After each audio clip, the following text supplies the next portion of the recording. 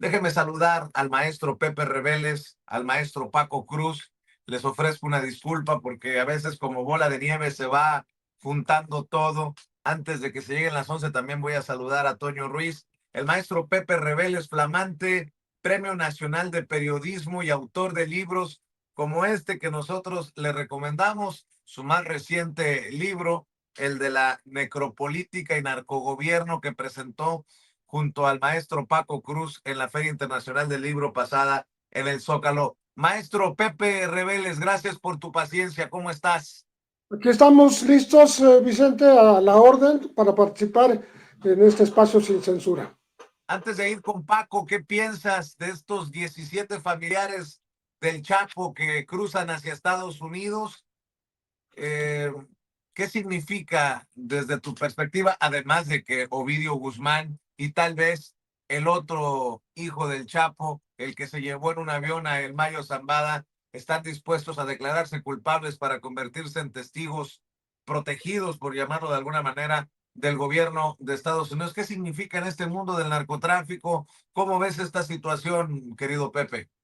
Mira, la información parece indicar que es una negociación, es parte de las negociaciones que hizo Ovidio justamente desde la cárcel antes de declararse culpable, porque ellos van de manera voluntaria, se van desde Jesús María, cerca de Culiacán, se van hasta Tijuana, en Tijuana cruzan por el puente de San Isidro, rumbo a territorio estadounidense, y ya los está recibiendo el FBI. O sea, no llegaron así nada más a ver al azar, sino que estaba perfectamente planificada esa llegada y es muy relevante que son 17 personas. 17 personas, por supuesto, la más importante, que es la mamá de los dos jovencitos que están allá, Ovidio y Joaquín Guzmán López. Ella es Griselda López Pérez, que fue la segunda esposa formal de Joaquín Guzmán Loera, alias El Chapo. La primera fue Alejandrina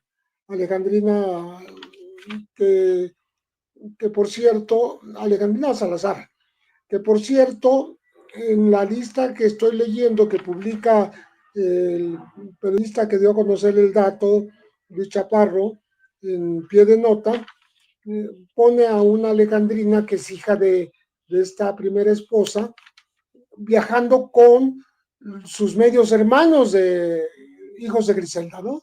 Entonces, esto habla de una desbandada y también habla de un posible desacuerdo entre los hermanos, porque aquellos dos que están en Estados Unidos, como tú mencionas, Joaquín puede seguir el camino que ya trazó Ovidio y declararse culpable también posiblemente en julio para pues darle cobertura a este arreglo que implica que la familia del Chapo Guzmán se va a vivir a los Estados Unidos, les van a dar residencia, les van a permitir vivir en aquel lugar y eso implica también que corren ya peligro viviendo en Sinaloa. Esto es insólito, vamos a decir, en temas de los traficantes, que ahora los llaman terroristas, pero de toda la vida, pues no hay antecedente que yo recuerde que se vaya toda una familia con menores, hermanos casados, esposos, etcétera, a territorio estadounidense, a esta especie de refugio, de esta cobertura de seguridad que están buscando porque ya no la tienen en Culiacán. Mientras los otros hermanos, los hijos de Alejandrina, se quedan en Culiacán todavía, ¿no? Tanto Iván Archibaldo como Jesús. Entonces, ellos están sentando un precedente porque no se, no se había visto algo tan masivo como esto que te estoy diciendo, porque entre todos 17 personas y llevaban $70,000 en efectivo para sus gastos cotidianos normales, que no es una cantidad superlativa, pero sí es importante.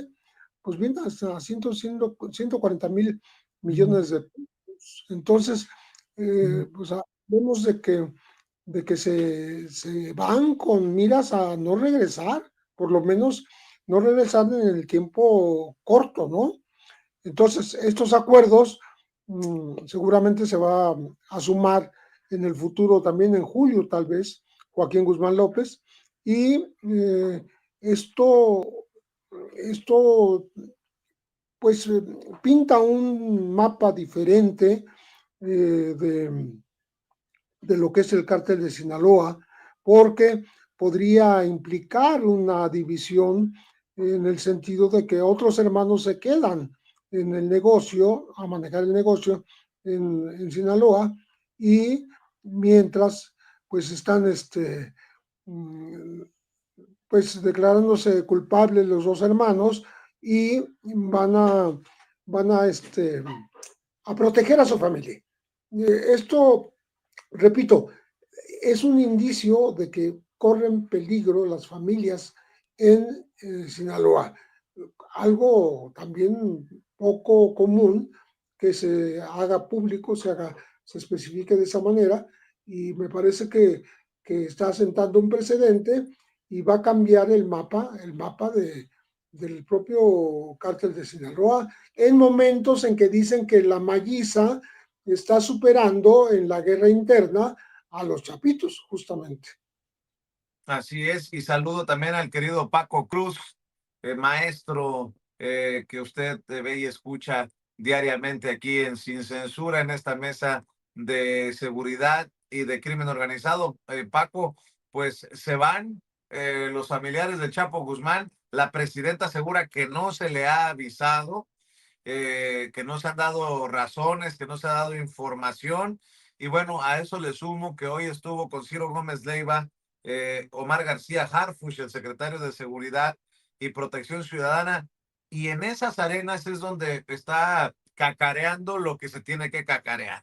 Desde que asumió la presidencia Claudia Sheinbaum Pardo, los homicidios en el país, dice Omar García Harfuch, han bajado en un 25%. Es un cuarto de los homicidios que teníamos. Entonces la estrategia de seguridad está dando resultados. Avanzamos en la mesa, mi querido Paco, con los temas. Mira, Vicente, primero lo de Omar García Harfuch, luego vamos con el Chapito Ovidio y con el otro Chapito Joaquín Guzmán López. El problema con la estrategia de seguridad es que mientras no haya una percepción en el país de que se avanza, parece que no se avanza. En criminalidad como en violencia, es mucho de percepción. ¿Qué trabajo tienen que hacer? Bueno, pues ya encontrarán el camino, pero la percepción es bien importante siempre. Puede haber uno o dos focos violentos, pero si en la percepción ciudadana no se ve, no se refleja, no se ha hecho nada. Uno puede decir, pero es una trampa. No, no es una trampa. Hay pueblos, podemos ir a nivel local, donde puede haber un asesinato y eso causa pánico, y el pánico puede seguir por mucho tiempo. Bueno, así es un país, imagínate, ahora somos 130 millones de habitantes, más o menos.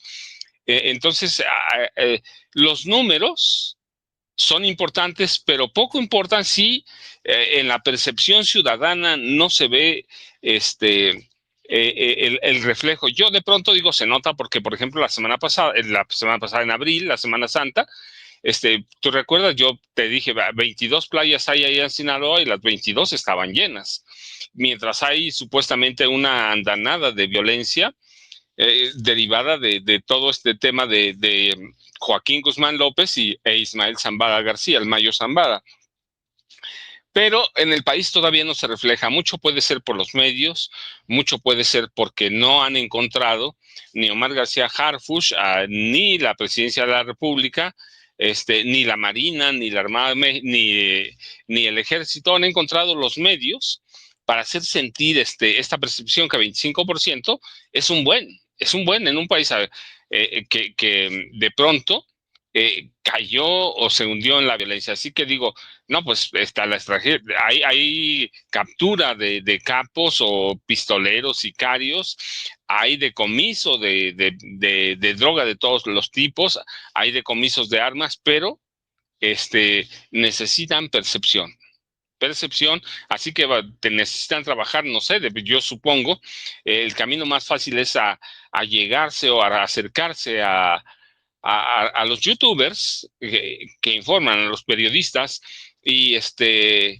que son más receptivos, más abiertos a los logros de la 4T, porque la vieja prensa, por el contrario, tú sabes, va a aprovechar, si puede mentir, miente, si puede especular, especula, si puede crear noticias falsas todos los días, las crea, pero tendrán que, desde la presidencia de la República, tendrá que armarse una estrategia para que esos resultados se noten en la percepción de la opinión pública, que sí es muy importante, aunque no lo parezca, Vicente.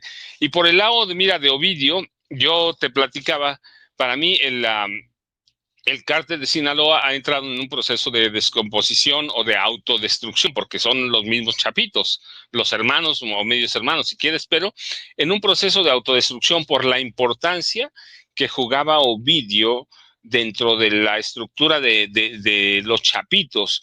Y yo digo la importancia porque era el segundo hombre a bordo, no eran cualquiera. Y el hecho de que Estados Unidos, ya lo dije Pepe, te lo había dicho en la mañana, de que haya recibido a 17 familiares es algo inédito.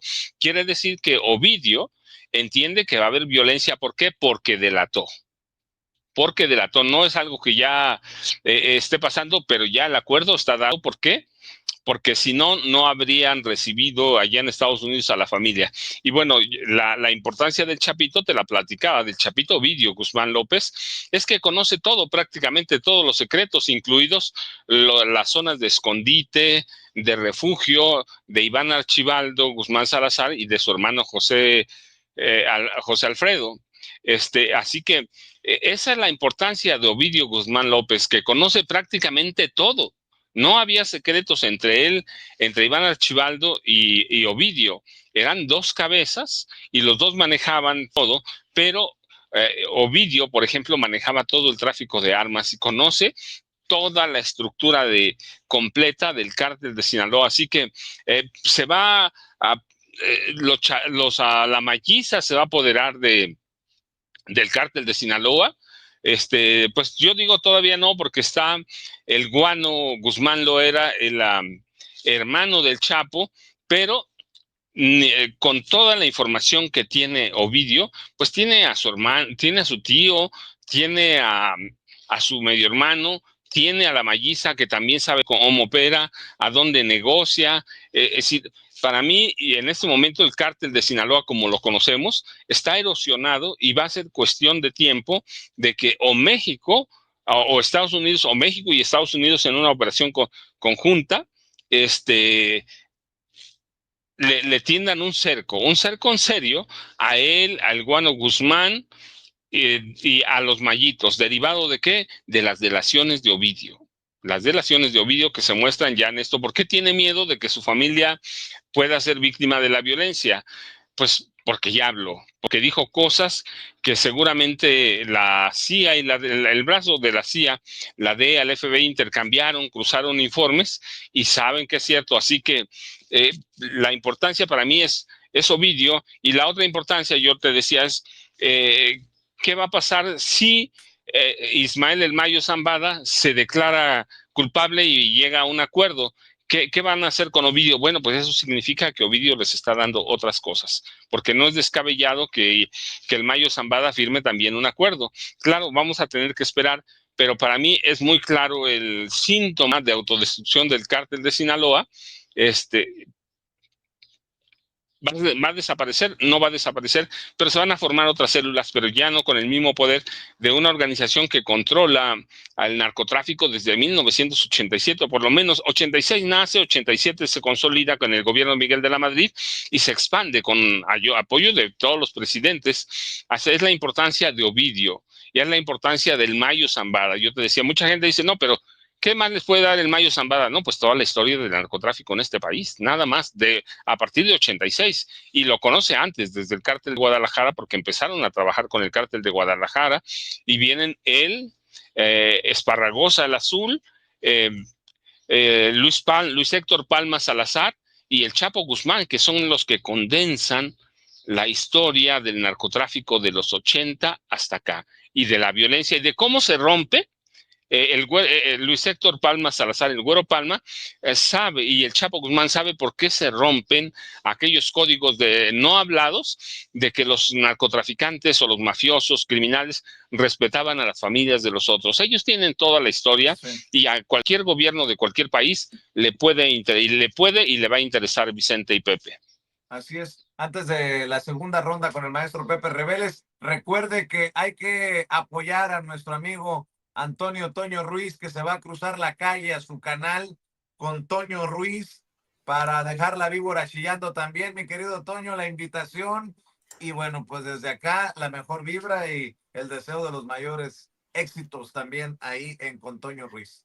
Mira qué diferencia, Vicente, querido público consentidor, con lo que vamos a platicar unos momentos más. Vamos a hablar del Olimpo de los periodistas, porque de verdad, qué suplicio fue ver el intercambio entre la empleada de la cuestionable plataforma Animal Político, Nayeli Roldán, y la presidenta Claudia Sheinbaum en la mañanera, pero también, ¿no? Y sin ánimos de ataques o controversias, pues creo que vale la pena que hoy analicemos el periodismo crítico ante esta serie de críticas que surgen contra Nayeli Roldán, porque, pues honestamente, ¿cuál es la diferencia con la comparación que hicieron Julio Astillero y Alejandro Páez Varela de la presidenta Claudia Sheinbaum con Zedillo, ¿no? O sea, así de sencillo. Pues que bueno, hoy en ese Olimpo del periodismo tenemos a Julio Astillero, tenemos a Alejandro Páez Varela, a Nayeli Roldán y a otros, pero tú ahí tienes en realidad a los meros del periodismo, al maestro Reveles, al maestro Paco Cruz, a quienes saludo con mucho gusto, y que bueno, pues evidentemente también están invitados cuando ellos gusten a nuestro canal,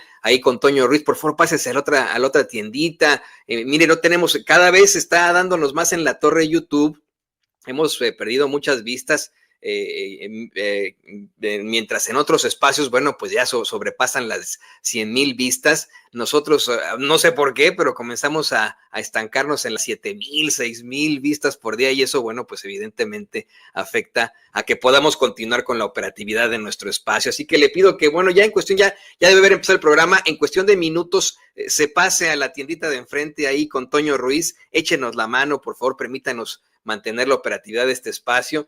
Tenemos un programa muy interesante. Vamos a estar entrevistando a un candidato a ministro de la Suprema Corte de Justicia y a un candidato a magistrado laboral en la Ciudad de México también, entre tantos temas que le tendremos por ahí. Así que nos vemos muy pronto. Y yo te quiero decir, Vicente, que no me parece exageración que efectivamente la televisión en México, tanto la corporativa como la pública, pues sea, si tú le pones mute, si le pones silencio, pues parece la televisión escandinava, mano. Ahorita que criticabas ahí los esfuerzos, entre comillas, para recibir a estos afrikaners, estos inmigrantes blancos de Sudáfrica, pues me viene a la mente eso, ¿no? Cómo es que se le da pues toda la fiabilidad a personas de cierta etnia en la televisión mexicana, pero desde tiempos memoriales. Bueno, eso vamos a estar platicando momentos más ahí con Toño Ruiz. Ahorita nos vemos por allá. Los espero con mucho gusto.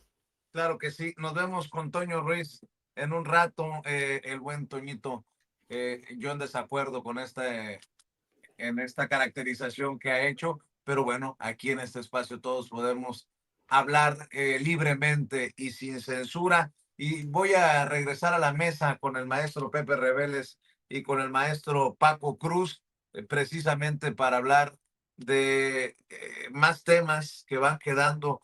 El tema de Marina del Pilar, Luis Chaparro, el mismo periodista que da a conocer esto del el cruce de los familiares del Chapo Guzmán hacia Estados Unidos, menciona Luis Chaparro, y a mí me llama la atención, menciona en una entrevista para Radio Fórmula que Marina del Pilar y su esposo estarían siendo investigados, que estarían involucrados en una investigación de lavado de dinero en Estados Unidos. Si estuvieran involucrados en una investigación, creo yo que no les hubieran quitado la visa y los hubieran arrestado.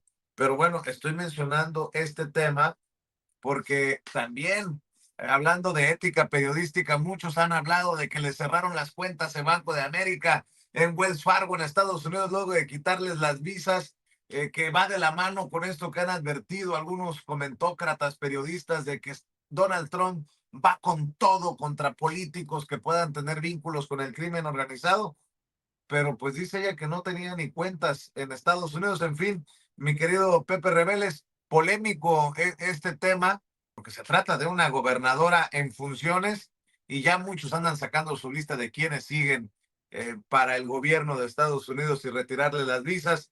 ¿Qué piensas de esto, Pepe? Mira, tienes razón, Vicente, cuando dices que si hubiera alguna acusación, pues hubieran operado la acusación mediante una orden de aprehensión o algo así, pero no está claro. Simplemente le retiran la visa primero a Carlos Torres, que es el esposo de la gobernadora.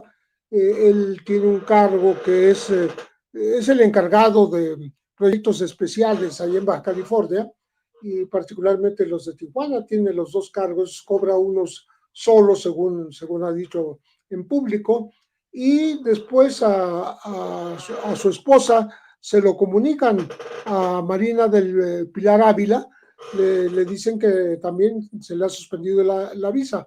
Esto dio pie para que algunos periodistas comiencen a investigar, como es el caso que estás mencionando de Luis Chaparro, también el caso de Adela Vélez, la directora del Semanario Z, Adela Navarro, perdóname, Adela Navarro del Semanario Z, que habló de que había una investigación importante en Estados Unidos, en la frontera con Baja California, justamente, con respecto al huachicol, un negocio que estaría en segundo lugar de producción de ingresos para la gente que lo practica, la delincuencia que lo practica, después del narcotráfico. Entonces, insinúa, sin afirmarlo, en una entrevista que dio a Aristegui Noticias, que el asunto podría ser ese exactamente. Pero no hay nada cierto, no hay nada claro, no hay nada confirmado. Solamente estamos hablando de que es raro que los Estados Unidos no informen, por ejemplo, a México de qué se trata, de que estén padeciendo este retiro de visa para no poder entrar ni por Tecate, Mexicali o por Tijuana a los Estados Unidos, y que el 10 de mayo amanecieron con esta novedad también para la gobernadora, porque 2 semanas antes ya habían retenido físicamente al esposo, a Carlos Torres,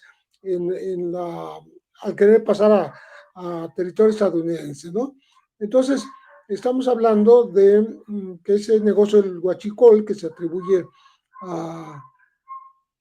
al cártel Jalisco Nueva Generación, sobre todo, y que se vende ese combustible que se roba en México y que se vende en Estados Unidos como si fuera normal, no huachicol, ¿no? Que es muy productivo, ¿no? Pues esté detrás de esto. No, repito, no está nada confirmado, pero sí causa inquietud a otros políticos, supongo, el hecho de que se esté retirando visa a una gobernadora mexicana, pues no es para menos, ¿no? Por cierto, aquí hago un paréntesis para decir que está ahorita en redes una fake news muy curiosa que dura casi media hora de descripción de que García Harfuch habría detenido al gobernador de Sinaloa, a Rocha Moya, lo cual pues no está para nada confirmado en ningún lado y no es cierto, ¿no? Pero sigue circulando desde ayer hasta hoy. Todavía la vi en la mañana esa nota que dura como media hora y nadie la ha ha desmentido directamente. Pero yo les advierto para que no se la vayan a tragar por ahí, no vayan a pensar que eso es verdad y que Rochamboya ya esté detenido, ¿no? Que incluso le encontraron más de 1,000 contratos de negocios de su gobierno, le encontraron dinero de efectivo, etcétera, etcétera. Pero bueno, nada más hago el paréntesis para decirle que mucho cuidado con esa doctrina, con esa noticia falsa. Así es, y fíjate que estaba viendo a un colega periodista señalar del caso Teuchitlán. Dice, es el colmo que Movimiento Ciudadano nombre o llegue a sustituir al alcalde de Teuchitlán, arrestado, por cierto, con nexos con Enrique Alfaro, con Pablo Lemus, que lo acusen de estar ligado al crimen organizado y que lo sustituyan con su propio hijo político. Hay que estar al pendiente de estos movimientos por allá en Jalisco. Y mi querido Paco, también mencionar, porque lo traemos por ahí en agenda, que hay que también estar al pendiente de la relación que pueda tener el primer papa estadounidense con el gobierno de su país, bueno, o con uno de sus países, porque también tiene ciudadanía peruana, que es el gobierno de Estados Unidos. No sé si le quieras entrar también al tema de Robert Francis Prevost, ya mejor conocido como León XIV, León XIV. Mira, Vicente, sí, yo tengo un punto de vista, yo digo que es interesante sobre León XIV, pero en el caso de Teuchitlán, para mí está cojo, porque Movimiento Ciudadano está intocable, porque Enrique Alfaro Ramírez, y eso se había demostrado, había creado una estructura criminal en su gobierno, y parece que no pasa nada, y él, el mismo gobernador Pablo Lemus, que fue alcalde de Zapopan y de Guadalajara, y había evidencia de que trabajaba para el cártel Jalisco, o que tenía nexos con el cártel Jalisco Nueva Generación. Así que Movimiento Ciudadano intocado. El alcalde de Teuchitlán es el único, más allá de que hay otras personas, el más alto ha sido el alcalde. Así que es necesario llegar hasta Enrique Alfaro Ramírez, que te digo, él tenía una estructura. Yo recuerdo mucho Ricardo Ravelo cuando presentó El Amo de Jalisco, crea una 2023 lo presentó, aunque lo vislumbró desde un libro anterior, crea una estructura criminal en el gobierno de Jalisco y a partir de ahí negocia con el cártel Jalisco Nueva Generación, y así se llega hasta estos campos de capacitación, reclutamiento del cártel Jalisco Nueva Generación. Y además, bueno, yo te platico, o sea, podemos seguir el caso hasta 2012, cuando Emilio González, gobernador del PAN, por órdenes de Calderón y de Genaro García Luna, ordena, liberan a Nemesio Ceguera Cervantes. Luego Aristóteles Sandoval, que fue asesinado, negocia abiertamente con el cártel Jalisco Nueva Generación. Yo digo que la Fiscalía General de la República está muy corta todavía, pero bueno, es un caso que hay que esperar, pero sí tendría que llegar a Enrique Alfaro Cervantes, el ahora exgobernador, que está en Europa preparándose para ser entrenador de fútbol, ¿no? Y luego a Pablo Lemus García, a Pablo Lemus Navarro, que, que también tenía nexos con el cártel Jalisco Nueva Generación, pero no solo nexos, sino que además había permitido que en Guadalajara y en Zapopan en su momento se realizaran eventos, festejos del cártel Jalisco Nueva Generación. Así que Teuchitlán todavía da para mucho, va a dar para mucho, y habría que llevar a más. Y el cártel Jalisco Nueva Generación, no se diga. Y en el caso de Robert Prevost, León XIV ahora como papa, mira, más allá de que en este momento haya adoptado ese nombre y que pudiera tender a una doctrina de seguimiento al Papa Francisco, defensa de los derechos de los trabajadores, defensa de los talleres de los inmigrantes, y que pudiera enfrentarse al gobierno de Estados Unidos porque no es muy simpatizante de Donald Trump. Para mí todavía es bien importante esperar.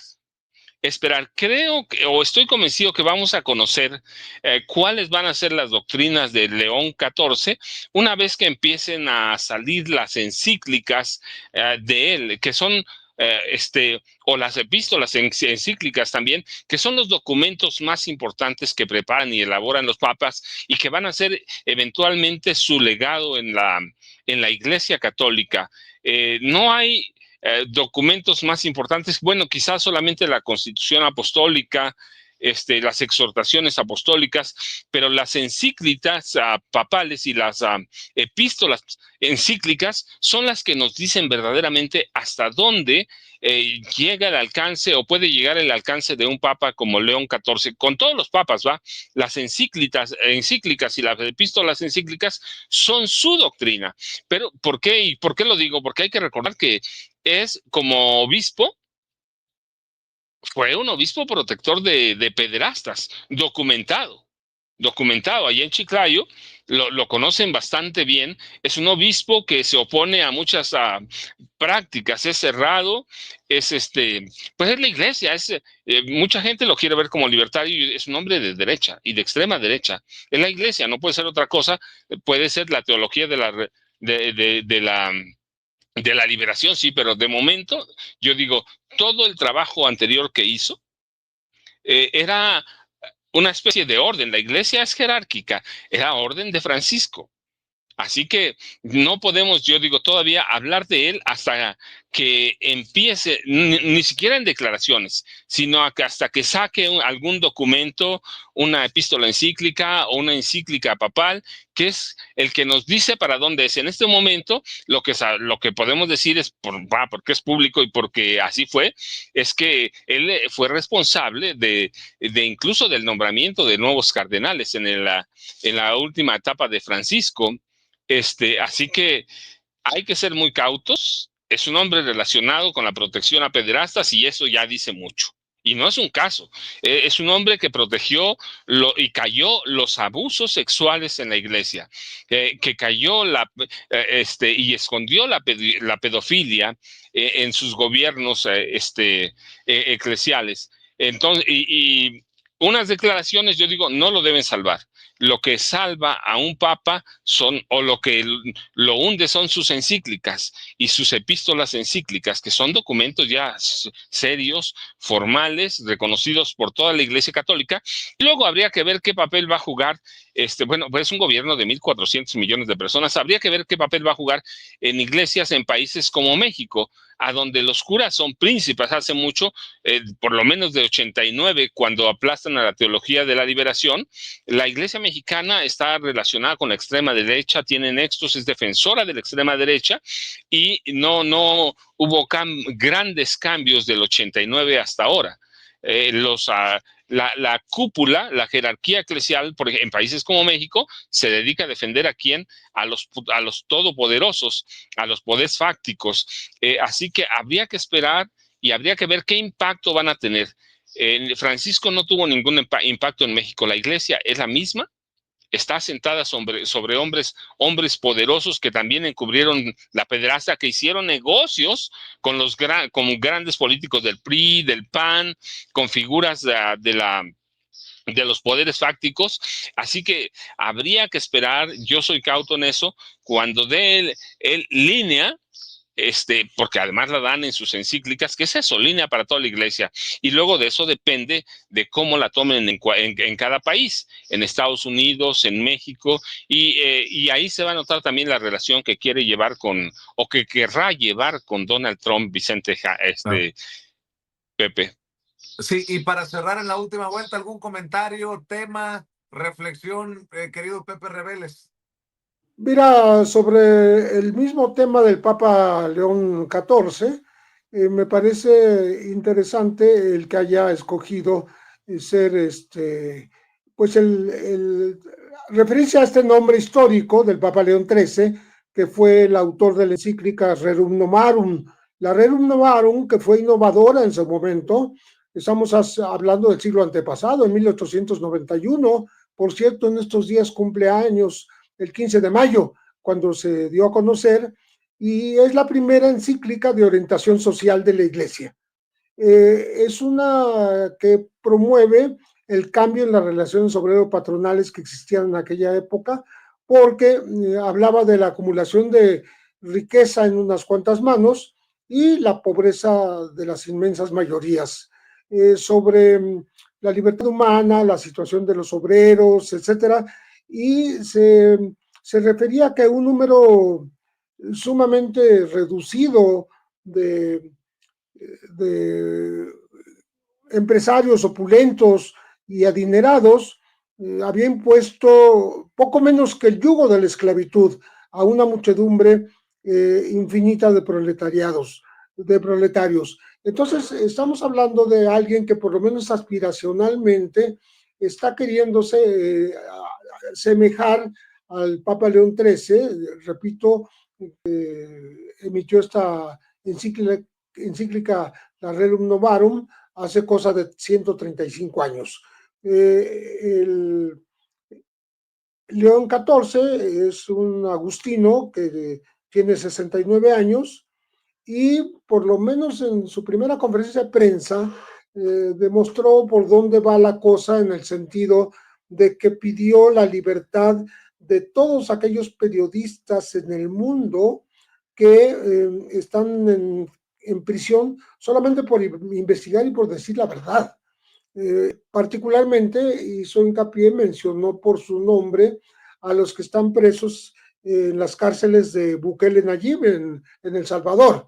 Entonces, esto es una buena señal, siento yo, y la otra, como dice Paco, hay que esperar a que los propios documentos escritos definan su posición política, que, repito, está inspirada en la Rerum Novarum de León XIII, que para su tiempo fue muy avanzada, aunque atacaba también al socialismo en el sentido de defender el Papa León XIII, la propiedad privada, porque decía que los socialistas se iban contra pues, el fruto de los esfuerzos de los empresarios, por muy explotadores que fueran, pero que sus propiedades privadas tenían que ver con el fruto de su trabajo. En fin, era una posición medio tercerista, intermedia entre el capitalismo y el comunismo, pero ya con más avanzada a finales del siglo pasado. Entonces, creo que es un buen signo, una buena señal, el que este Papa quiera ser un émulo, un imitador, alguien que dé razón a los intereses de la doctrina social de la Iglesia en un sentido progresista y que por supuesto no va a encajar en el modo de comportarse del clero mexicano, ¿no? Que es que una vez que murieron de hecho casi todos los obispos de avanzada de este país, los que estaban en favor de la Iglesia de los pobres, como Samuel Ruiz, como Sergio Méndez Arceo, como Bartolomé Carrasco y otros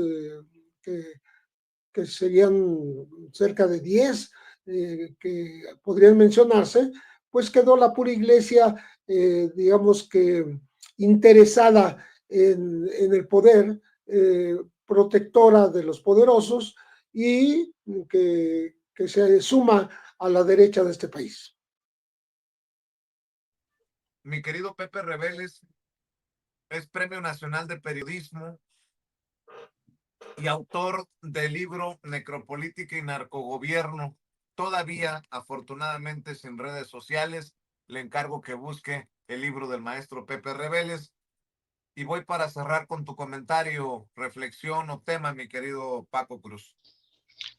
Fíjate, Vicente, mencionaste un tema bien importante que a mí me encanta, el gobierno de Donald Trump, que inició ayer lunes, el programa para recibir a ciudadanos sudafricanos blancos, conocidos como afrikaners, como refugiados en Estados Unidos. Y es bien interesante porque los va a recibir supuestamente porque los agricultores blancos enfrentan un genocidio cuando él tiene un genocidio caminando de la mano de Benjamín Netanyahu para desaparecer al pueblo palestino. Es como una contradicción muy extraña, ¿no? Pero ese es el tema, que piensa que los campesinos de Sudáfrica, los blancos, son víctimas de genocidio. Así que es un tipo que que hay que seguirle la pista en ese sentido, ¿no? Porque nos dice todo lo contrario que es a lo ambivalente y la ironía. Hay un genocidio en Palestina de manos del gobierno de Israel. Y acá que no hay noticias de nada de eso, que pueden enfrentar problemas, los va a recibir porque hay un genocidio de agricultores blancos en Sudáfrica. Es una ironía, pero así es, y creo que es un tema que sí hay que seguir, Vicente. Yo ya sabes, @Paco Cruz Jiménez en X, antes Twitter, Francisco Cruz Jiménez en Facebook. Pepe, un abrazote, y nos vemos mañana temprano, Vicente, como todos los días. Claro que sí, recuerde que Paco Cruz tiene Las Damas del Poder, García Luna, El Señor de la Muerte, Tierra Narca, los libros que estamos recomendando continuamente aquí del maestro Paco Cruz, La Guerra que nos ocultan. Querido Pepe, querido Paco, muchas gracias por acompañarnos como todos los martes, maestro Pepe Reveles, más de 50 años en el periodismo, el querido Paco, más de 47, y voy con quien tendrá